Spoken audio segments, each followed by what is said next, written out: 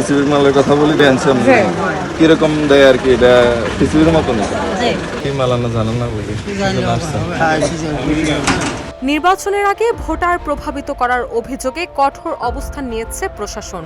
লক্ষ্মীপুর সদর ৩ আসনে নির্বাচনী আচরণবিধি লঙ্ঘনের দায়ে জামায়াতে ইসলামীর এক নেতাকে জরিমানা করেছে ভ্রাম্যমাণ আদালত। ২৮ জানুয়ারি দিগলি ইউনিয়নের ১ নম্বর ওয়ার্ডে জামায়াতে ইসলামীর দাঁড়িপাল্লা প্রতীকের পক্ষে জাতীয় পরিচয়পত্র সংগ্রহ ও শুকনা খাবার বিতরণকালে উপজেলা প্রশাসনের এক অভিযানে এই জরিমানা করা হয়।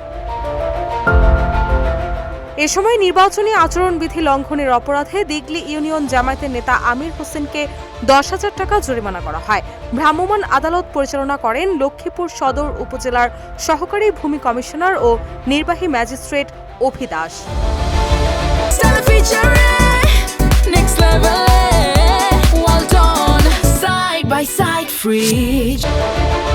এ বিষয়ে নির্বাহী ম্যাজিস্ট্রেট অভি দাস বলেন, নির্বাচনকে অবাধ, সুষ্ঠু ও নিরপেক্ষ রাখতে আচরণবিধি কঠোরভাবে অনুসরণ করতে হবে।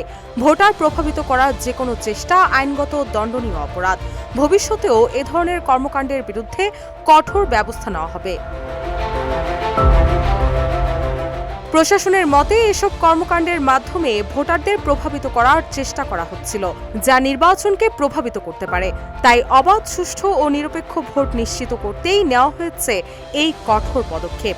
প্রশাসন আরও জানিয়েছে, নির্বাচনী আচরণবিধি বাস্তবায়নে সদর ৩ আসনের বিভিন্ন এলাকায় নিয়মিত ভ্রাম্যমাণ আদালতের এই অভিযান অব্যাহত থাকবে।